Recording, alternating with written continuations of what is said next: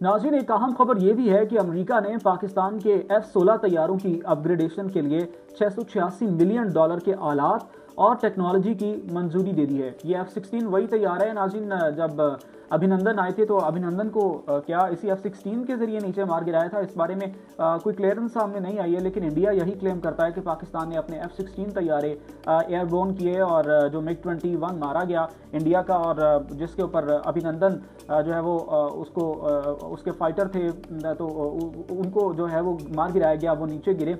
उसके ऊपर क्लेम करता है इंडिया के वो F-16। लेकिन पाकिस्तान ने फिर गुजारिश की थी अमेरिका से कि आप हमें F-16 को मज़ीद डेवलप करने के लिए, अपडेट करने के लिए आप हमें मज़ीद आलात दीजिए। लेकिन गुज़श्ता जो अदवार गुजरे हैं उसमें अमेरिका की जानिब तवज्जो नहीं दिलाई गई। अलबत्ता पाकिस्तान ने फिर चाइना से डील की और JF-17 बनाया। J-10C तैयारा पाकिस्तान ने असेंबल किया चाइना के साथ मिलकर, और इसका जो इंजन है J-10C का और JF-17 थंडर का, ये रशिया का इंजन है। अब अमेरिका शायद जाग गया है। खैर, वो पिछली हुकूमत जो थी वो बाइडन की भी हुकूमत थी। अब चूंकि डोनाल्ड ट्रंप की गवर्नमेंट है, डोनाल्ड ट्रंप बड़े अच्छे दोस्त बन रहे हैं पाकिस्तान के। लेकिन डोनाल्ड ट्रंप दोस्त तो इंडिया के भी बड़े अच्छे थे, लेकिन जो उन्होंने इंडिया के साथ किया है वो हम सब जानते हैं। टैरिफ 200% कर दिया गया। हालांकि पाकिस्तान पर जो टैरिफ है वो 19% तजारती टैरिफ है, लेकिन इंडिया को जैसा रगड़ा उन्होंने दिया है। और डोनाल्ड ट्रंप क्या काबिल एतमाद हैं, इसके बारे में तजिया नगार यही कहते हैं कि डोनाल्ड ट्रंप कतई तौर पर काबिल एतबार नहीं है। भूल कर भी डोनाल्ड ट्रंप के ऊपर एतबार नहीं करना।